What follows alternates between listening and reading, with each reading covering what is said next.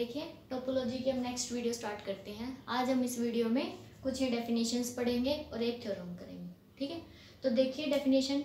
आपने अगर previous video नहीं देखी है तो फर्स्ट वीडियो आप जरूर देख लीजिएगा, क्योंकि उसमें बिल्कुल बेसिक डेफिनेशंस है हमारी, उसके बाद ही आपको ये समझ में आएंगे। ठीक है, तो अगर आपने वो नहीं देखी तो एक बार उसको जरूर देख लीजिए। देखिए हम स्टार्ट करते हैं अपनी वीडियो। आज हम क्या पढ़ेंगे? Greatest, least, upper bound, lower bound, greatest lower bound और लीस्ट अपर बाउंड। ठीक है, देखिए क्या होते हैं। नाम से ही पता चल रहा है कि ग्रेटेस्ट एलिमेंट। ग्रेटेस्ट एलिमेंट का मतलब क्या होता है? सबसे बड़ा एलिमेंट। मतलब कि एक ऐसा एलिमेंट जो हमारे सेट में हो और वो उन सारे एलिमेंट्स में सबसे बड़ा हो। ठीक है, जैसे कि हमने ये ले लिया एक सेट 1 2 3 4 5। अगर हमने ये सेट लिया तो इसका जो सबसे ग्रेटेस्ट एलिमेंट है वो क्या है? 5। ठीक है, मतलब कि ग्रेटेस्ट एलिमेंट के लिए नेसेसरी कंडीशन क्या होती है कि वो जो एलिमेंट हम ले रहे हैं वो उस सेट में बिलोंग जरूर करे, और जो बाकी सारे एलिमेंट है वो क्या हो, या तो उसके इक्वल हो या उससे छोटे हो, उससे बड़ा कोई ना हो। ठीक है, जैसे कि 5 है। जरूरी नहीं है हर एक एलिमेंट का ग्रेटेस्ट एलिमेंट एग्जिस्ट करे। ठीक है, जैसे कि हम इंटरवल ले लेते हैं, ये ले लिया, हमें ये पता है कि इसका सबसे बड़ा एलिमेंट हमें नहीं मिलेगा। अगर हम ये ले लें कि 2.9 इसका सबसे बड़ा एलिमेंट है तो कि ये गलत हो जाएगा, क्योंकि इससे भी बड़ा हमें क्या मिल जाएगा? 2.91, 2.92 ऐसे। ठीक है, अगर आप ये ले लीजिए 2.999 ले लिया आपने अपनी तरफ से, तो भी हम क्या कह देंगे? इससे भी बड़ा नंबर हमें मिल जाएगा। क्या? 2. ये नंबर इस नंबर से बड़ा है। ठीक है, और वो इस इंटरवल के अंदर भी है, तो इस इंटरवल के अंदर हमारे पास कोई भी ग्रेटेस्ट एलिमेंट नहीं है। ठीक है, हमें सबसे बड़ा एलिमेंट वैसे पता चल सकता है कि सारे एलिमेंट किससे छोटे हैं। हमें ये जरूर पता है कि सारे एलिमेंट 3 से छोटे हैं, लेकिन हमें ये नहीं पता कि इस सेट का सबसे बड़ा एलिमेंट कौन सा है। ग्रेटेस्ट एलिमेंट का मतलब क्या है कि वो एलिमेंट जो सेट के अंदर भी हो और उन सब में सबसे बड़ा हो। ठीक है, अभी जैसे हमने ये एग्जांपल लिया तो इसके अंदर कोई भी सबसे बड़ा एलिमेंट नहीं है, तो इसका मतलब इस सेट के पास कोई ग्रेटेस्ट एलिमेंट नहीं है। इसी तरह हम लीस्ट एलिमेंट की भी बात कर सकते हैं। जैसे कि ये सेट है, इसमें लीस्ट एलिमेंट क्या हो गया? 1। सबसे छोटा एलिमेंट क्या है? 1।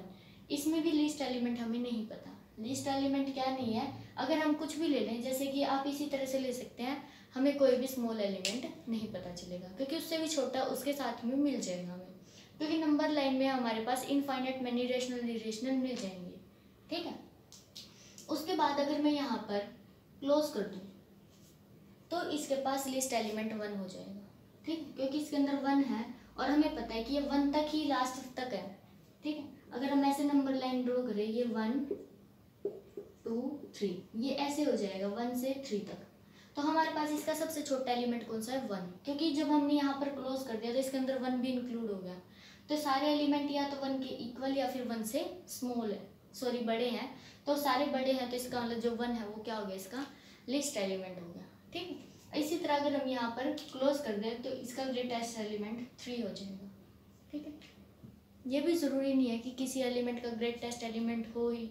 जैसे कि हम natural number, integer, real number कुछ भी ले लें, जैसे कि हमने नेचुरल नंबर ले लिया, हमें ये पता है कि ये कहाँ तक जाएगा? इन्फिनिटी तक। इसका कोई भी ग्रेटेस्ट एलिमेंट नहीं मिलेगा। सबसे बड़ा एलिमेंट आप बता नहीं सकते कि कौन सा होगा। ठीक है, इसका सबसे लीस्ट एलिमेंट हमें ये पता है कि 1 है। ठीक है, लीस्ट एलिमेंट पता चल गया लेकिन ग्रेटेस्ट एलिमेंट पता नहीं चला। इसी तरह अगर हम इंटीजर्स ले लें, 0 1 2, नेगेटिव में भी, इसका ना तो हमें लीस्ट एलिमेंट पता है और ना ही ग्रेटेस्ट एलिमेंट पता है, ना तो इसका सबसे छोटा एलिमेंट पता हमें, ना ही सबसे बड़ा एलिमेंट पता। तो जो ये सेट है इंटीजर्स का, तो ये ना तो इसके पास लिस्ट एलिमेंट है और ना ही इसके पास ग्रेटेस्ट एलिमेंट है। ठीक है, इस तरह से आप बहुत सारे एग्जांपल ट्राई कर सकते हैं। उसके बाद देखिए नेक्स्ट डेफिनेशन किसकी है? अपर बाउंड और लोअर बाउंड की।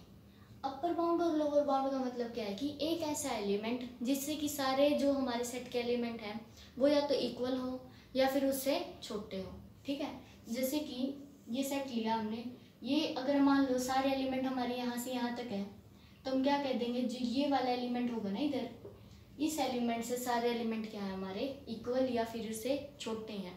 ठीक है, उससे बड़े नहीं होंगे, तो उस एलिमेंट को हम क्या कहेंगे? अपर बाउंड। ठीक है, अभी जैसे कि हमने एक एग्जांपल लिया था, ये, ठीक है। इसका अपर बाउंड 5 हो गया।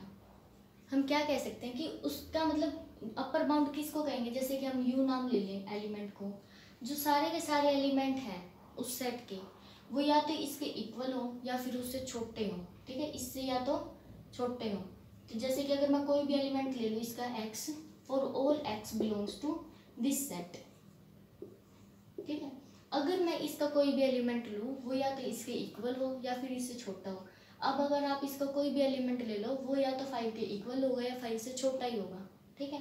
तो यहाँ पर जो 5 हो वो क्या हो गया इसका अपर बाउंड। इसी तरह 6 भी अपर बाउंड हो गया, ठीक है, क्योंकि हर एक एलिमेंट 6 से छोटा तो है ही। अगर इक्वालिटी होल्ड नहीं हो रही, लेस देन तो होल्ड हो ही रहा है, ठीक है।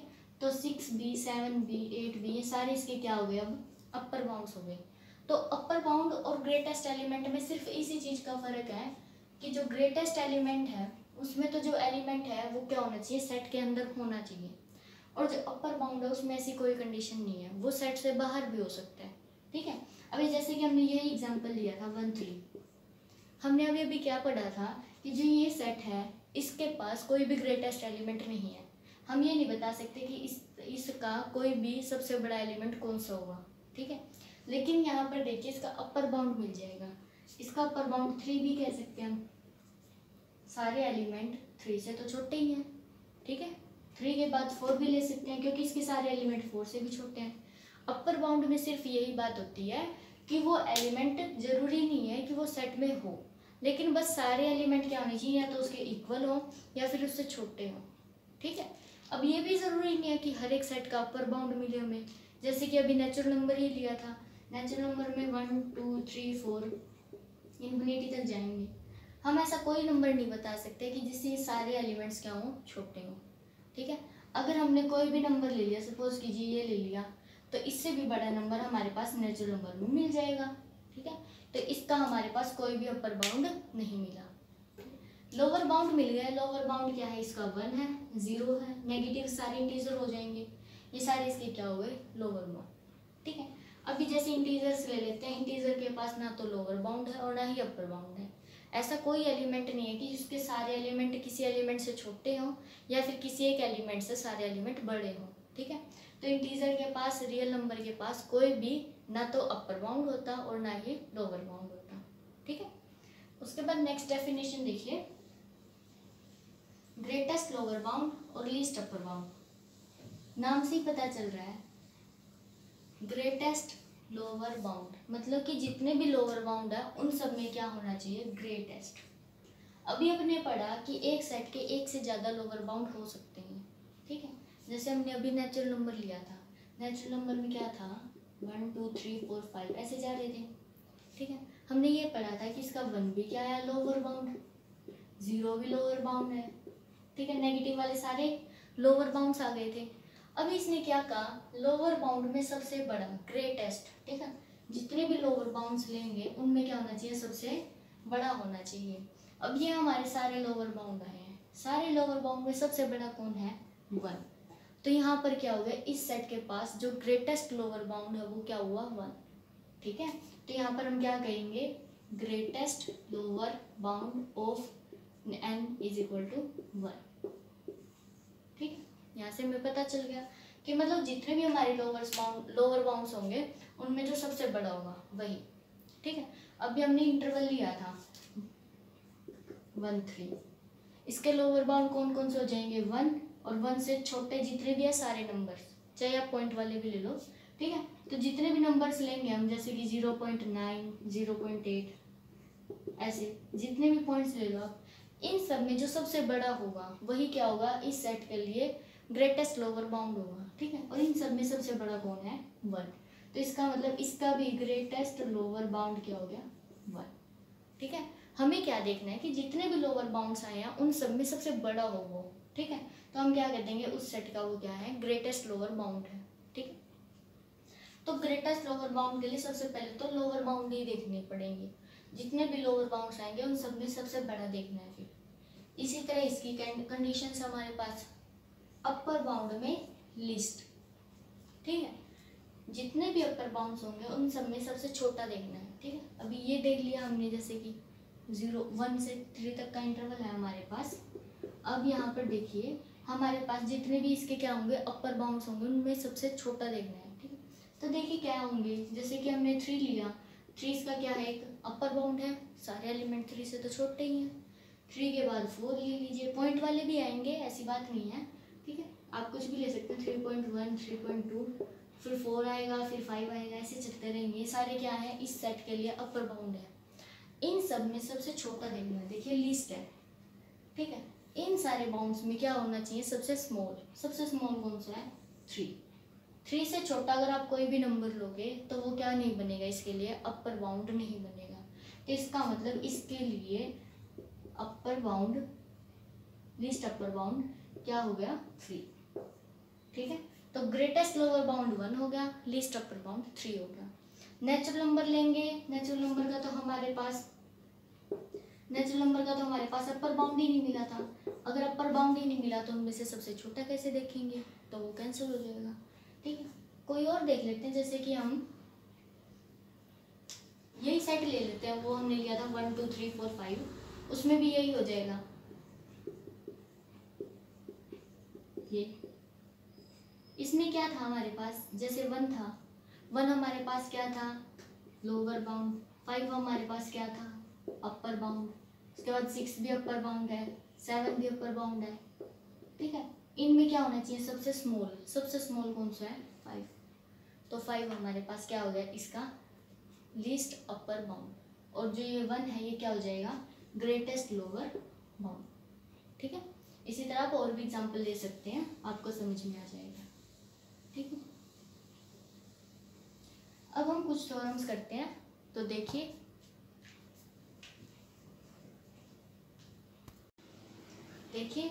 थ्योरम करते हैं हम। थ्योरम की स्टेटमेंट क्या कहती है, if S is a non empty set of real numbers, S हमारे पास क्या है, एक रियल नंबर्स का सबसेट है, नॉन एम्प्टी, ठीक है।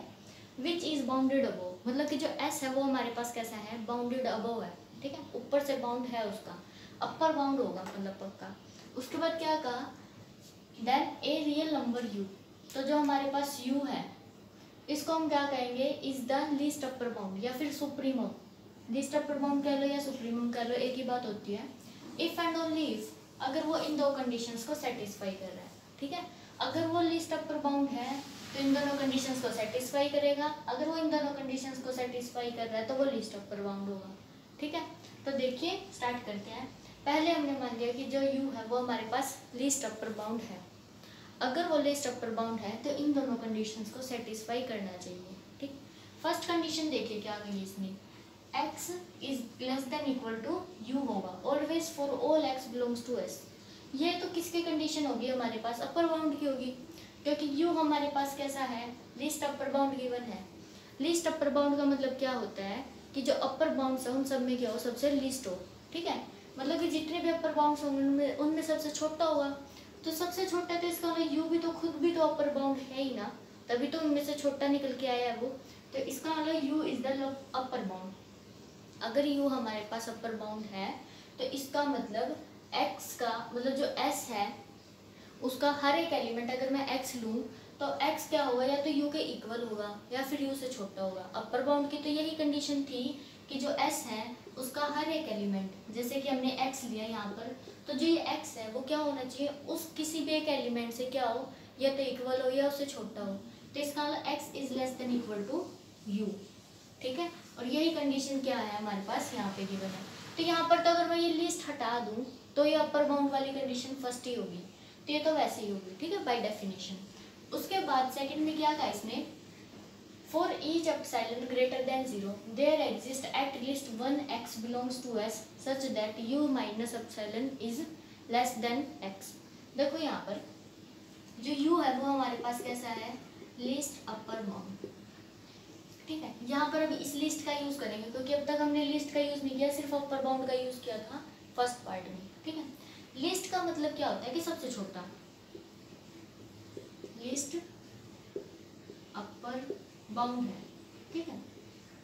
तो मतलब क्या हो गया, सबसे छोटा अपर बाउंड। अगर सबसे छोटा है तो अगर मैं इसमें से कुछ भी माइनस कर दूं तो वो अपर बाउंड नहीं रहेगा, क्योंकि अपर बाउंड में सबसे छोटा क्या था, u। अगर मैं u में से ही कुछ माइनस कर दूँ तो अब वो अपर बाउंड रहा ही नहीं, क्योंकि वो तो खुद ही सबसे छोटा था। ठीक है, तो इसका मतलब अगर मैंने u माइनस एप्सिलॉन कर दिया, this is not upper bound of s। ठीक है, s का वो अपर बाउंड अब नहीं रहा अगर मैंने उसमें से कुछ भी पॉजिटिव नंबर माइनस कर दिया। यहाँ पर क्या लिख लेंगे, फॉर एप्सिलॉन ग्रेटर देन 0। अगर हमारे पास कोई भी अगर एप्सिलॉन ग्रेटर देन 0 में ले लूँ तो जो u माइनस एप्सिलॉन है वो हमेशा क्या होगा, अपर बाउंड नहीं रहेगा। अगर वो अपर बाउंड नहीं है तो इसका मतलब s का कम से कम एक एलिमेंट ऐसा जरूर होगा जो इस एलिमेंट से क्या होगा, बड़ा। क्योंकि अपर बाउंड नहीं है तो इसका मतलब एक एलिमेंट तो इसमें s पक्का है जो क्या है, इससे बड़ा है। ठीक है, तो यहाँ पर हमारे पास क्या आ जाएगा, मतलब देयर एग्जिस्ट एट लीस्ट